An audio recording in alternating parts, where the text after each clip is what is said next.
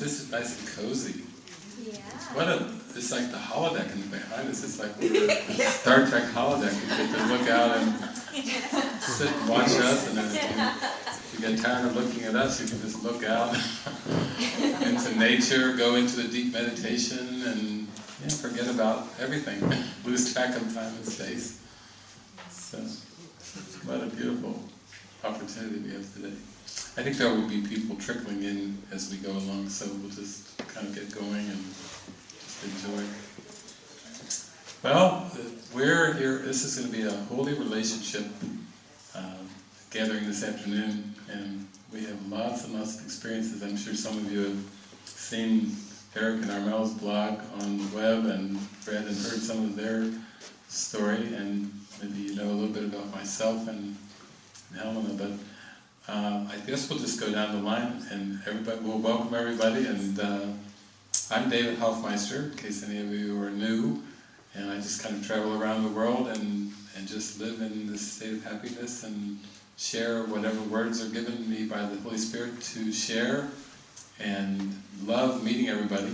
Just really enjoy the holy encounters I have with people all over the world, and really it's this experience that we're all really the same one, and that this world of fragmentation is just an outpicturing of a crazy, strange, really ridiculous belief system called the ego, that's trying to fool us into believing that we're not the same one, that we're not just pure love.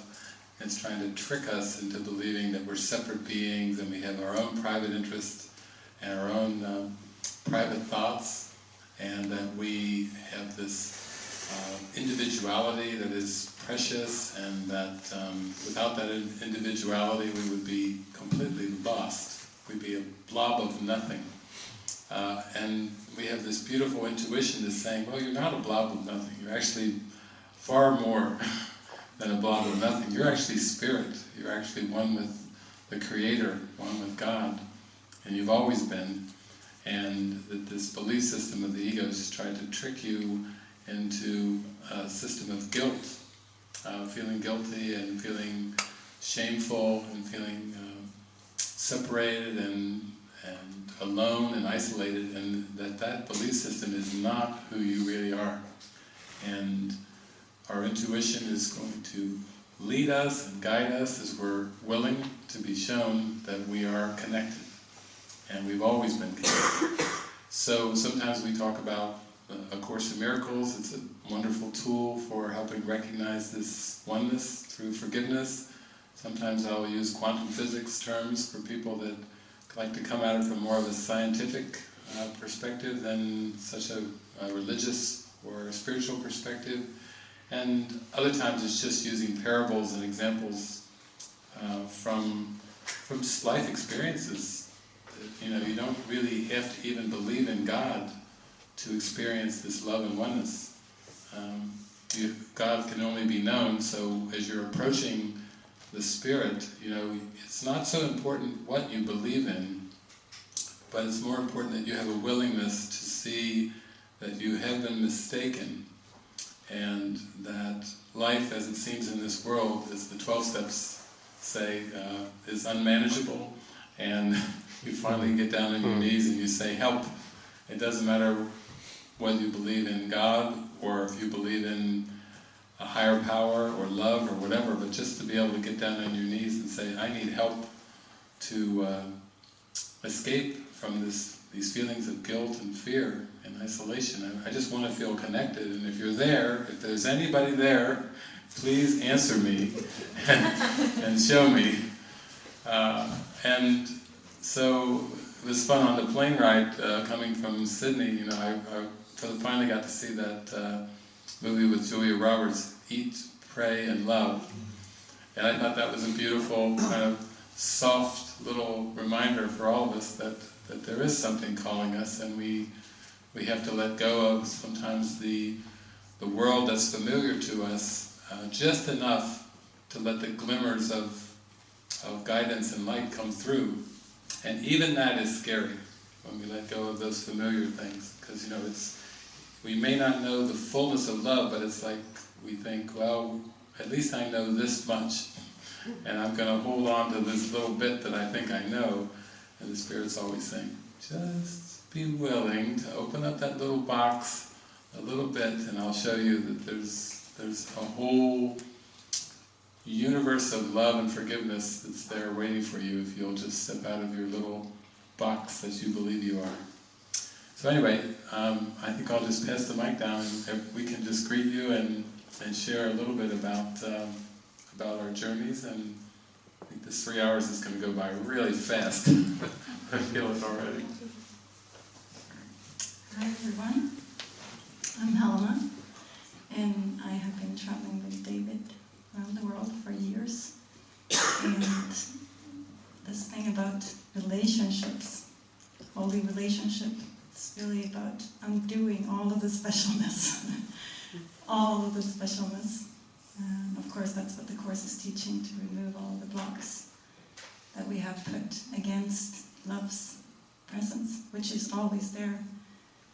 And so, like any relationship that is coming to us and that is given, when we turn it over to purpose and say, "No, Holy Spirit, you take this, you take this, and you help me to undo all the thoughts that I thought was true.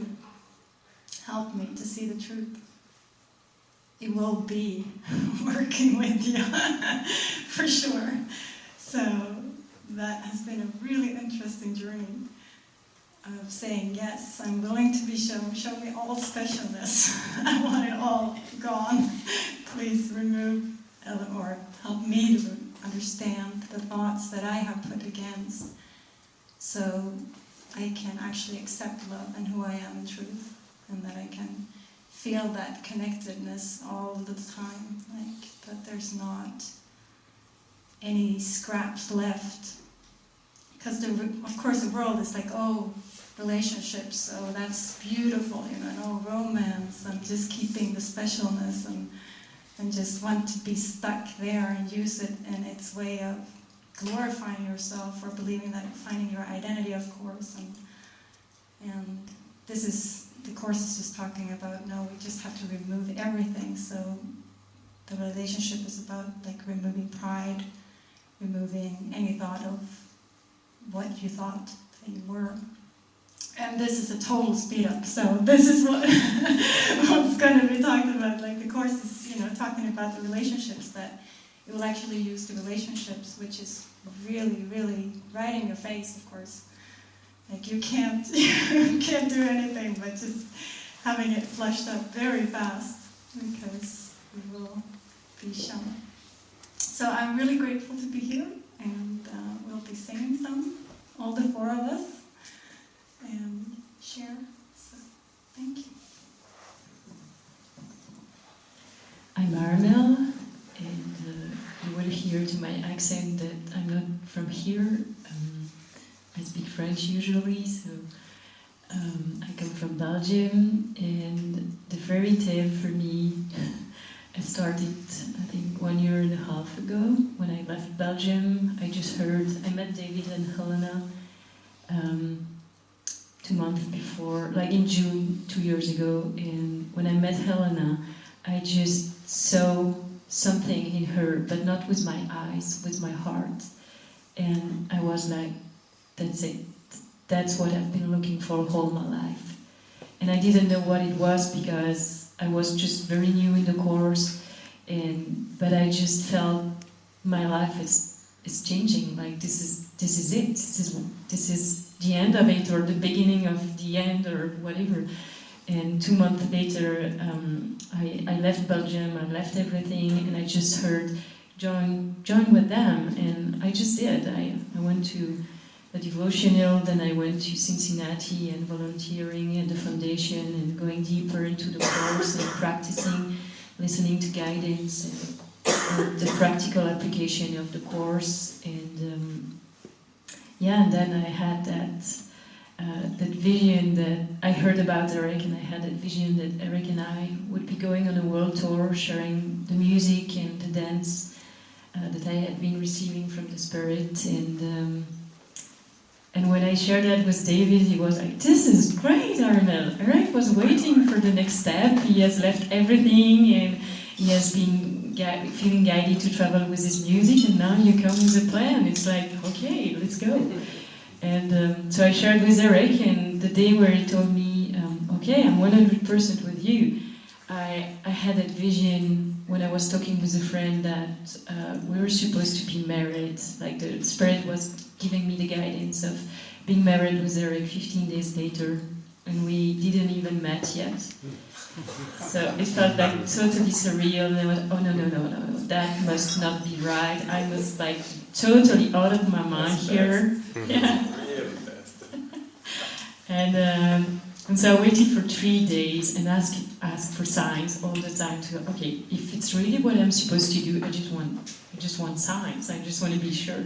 And so I finally still shared with David and went, David, I'm getting this crazy guidance and I don't know what to do.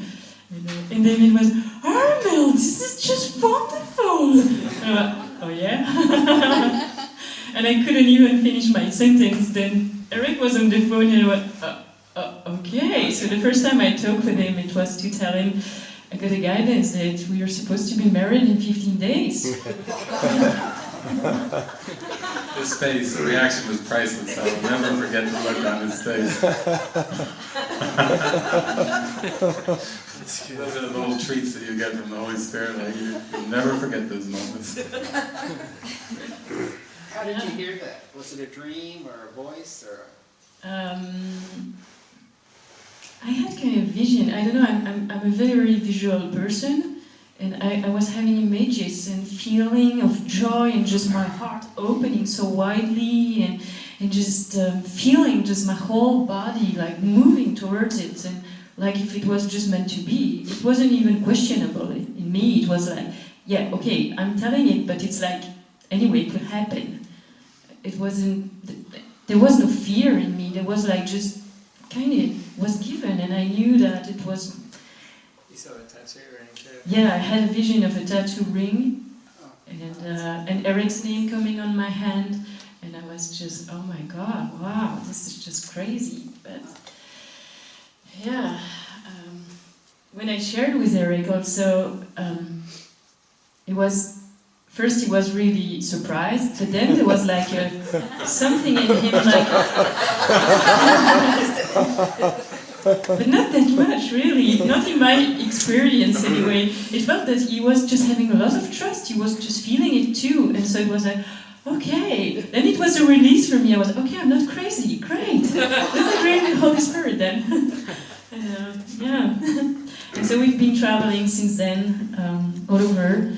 In several countries, and sharing our experience of practicing the course together, allowing the blocks to be removed, going through everything that needed to be seen and become aware of and be released, and having huge deep waves and very hard time and also very wonderful time, and yeah, certainly the 6 first months were really, really deep in healing and forgiveness opportunities, certainly. And now the time it's becoming very quiet and more just enjoying everything and seeing more light and truth and angels everywhere than people attacking or blame, or people that I want to blame. It's like the innocence is what is coming more and more in.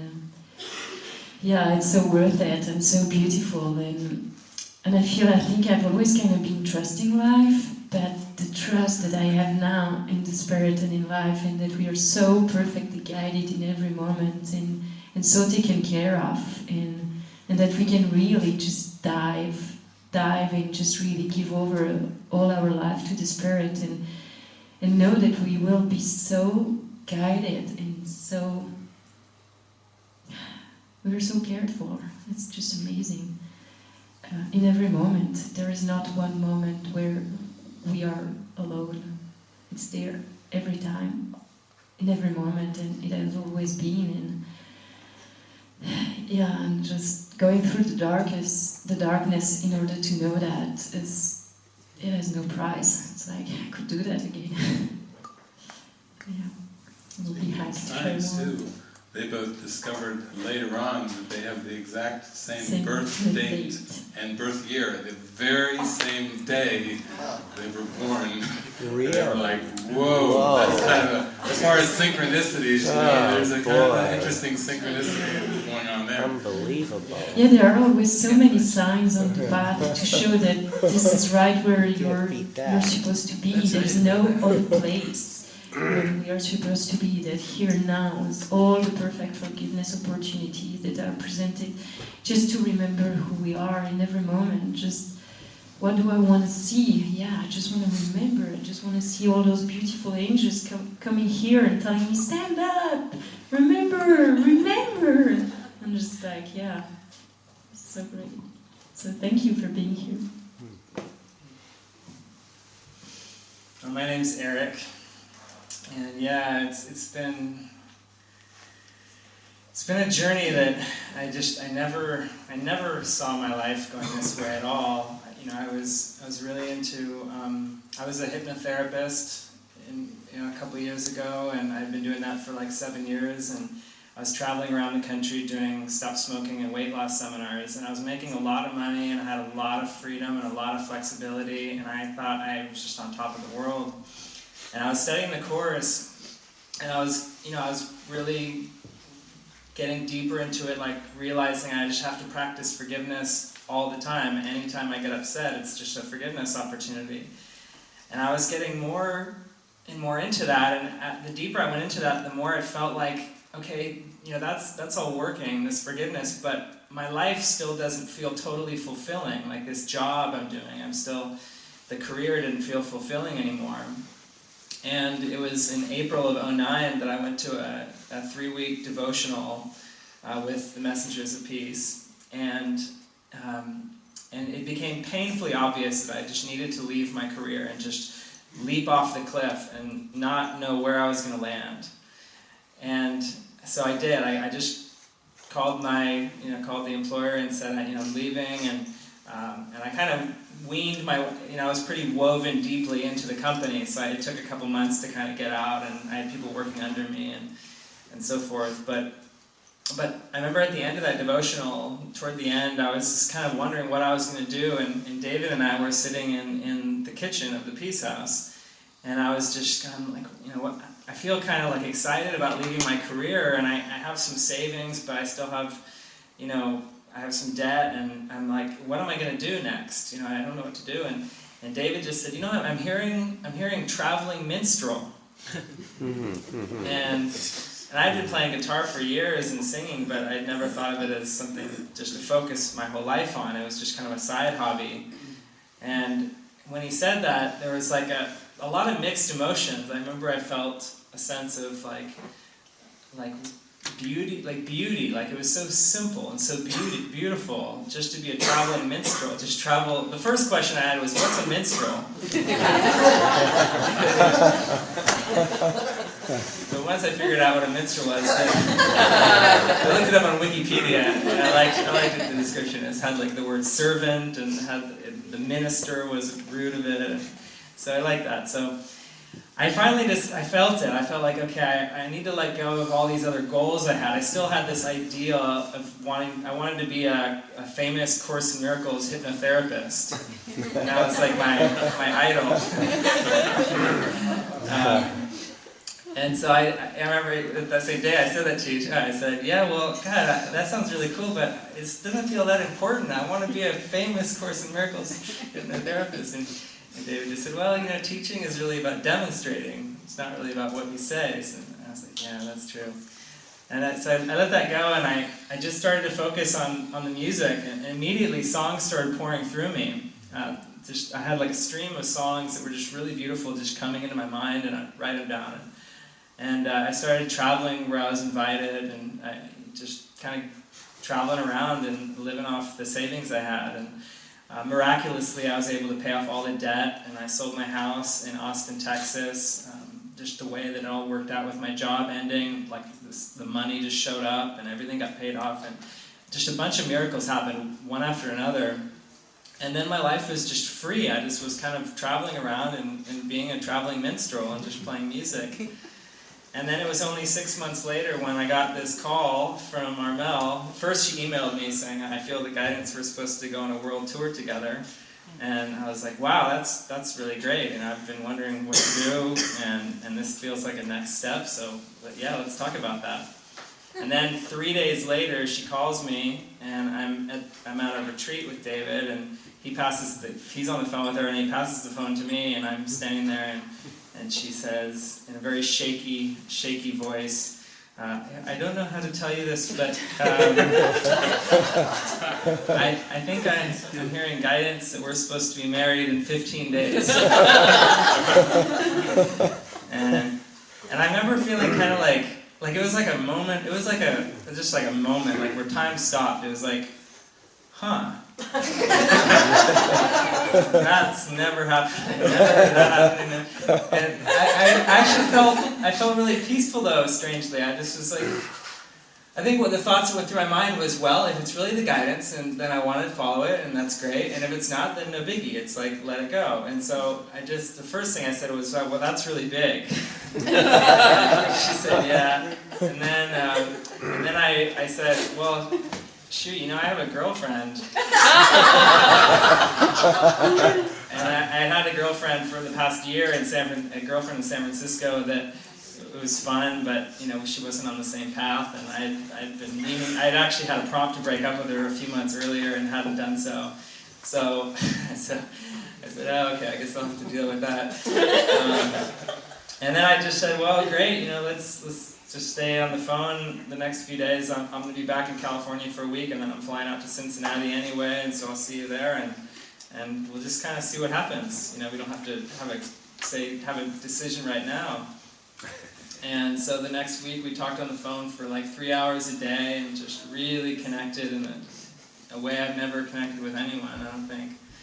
And then I saw her a week later, and it was kind of awkward. It was like an arranged marriage, So we met at the airport, and my heart was pounding, and when we both saw each other, like both of us kind of like she looked very different to me than how I thought she would look from the pictures, and I looked different to her than so both of us were kind of like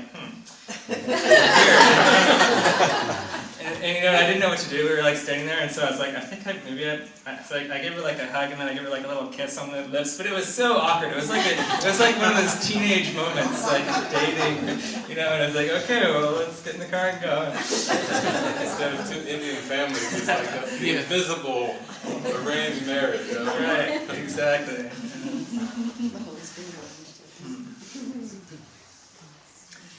Yeah, and it's just been a very powerful acceleration of the spiritual journey, of the awakening. It feels like it's this commitment where it's like we've made a commitment to each other, and we have tattooed rings, and we're like, let's do this. Let's go really deep into our mind together and practice forgiveness and really heal our mind together. And we've just had to look at everything, like all the areas that are difficult usually, where there's difficult conversations around sex, around money, around monogamy, around, what else? Those are the biggies, right? Traveling, where we're going to live, just what we're doing day to day, all the managerial stuff, and just managing our lives. Just everything has been fleshed out to really be looked at, and it's been very difficult. It's been really difficult. It's been a total challenge, but it's been a